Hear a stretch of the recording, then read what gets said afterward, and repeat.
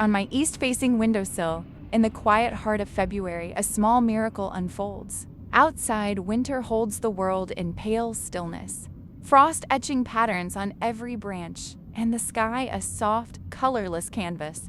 Yet here, inside, color dares to live. A cluster of tiny blossoms stretches upward, red as embers, pink as the first blush of dawn, yellow like shy sunlight.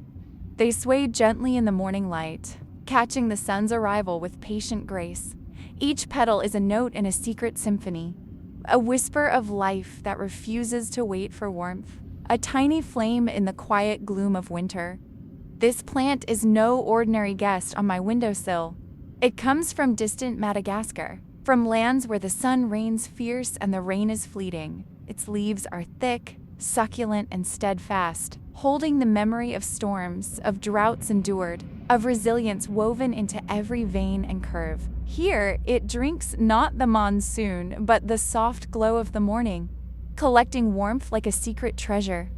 Preparing quietly for the miracle of bloom, I watch it closely, day by day. It blooms quietly, yet with a defiant courage, a statement that even in the coldest months, life insists on its beauty.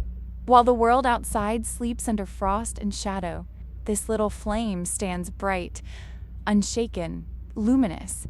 It is patience made visible, resilience made tangible, a small but profound celebration that even harsh seasons cannot silence the heart of life. Each flower tells a story if we take the time to listen, perhaps of winds that shaped its ancestors, or sunrises that whispered encouragement to its roots, perhaps of quiet nights under a tropical sky, where life persisted, unseen and unhurried. Here in my room, it tells a story of hope. That color can pierce the gray, that warmth can exist even in the smallest corners, and that life in all its fragile persistence can bloom anywhere, anytime. And I find myself drawn into its story. I notice the curve of each leaf, thick with secret water, the way the light shifts on the petals as morning moves across the sky, the tiny clusters of blooms, each one reaching, stretching, daring to exist.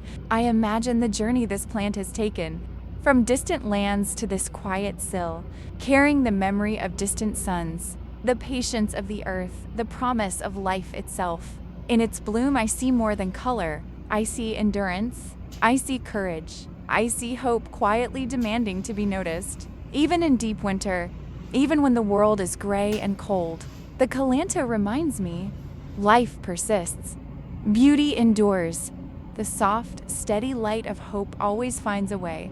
And for those few moments each morning as I watch its tiny flames, I too feel a warmth, a quiet courage, a gentle invitation to bloom where I stand, to carry light into the cold, to nurture life wherever I can.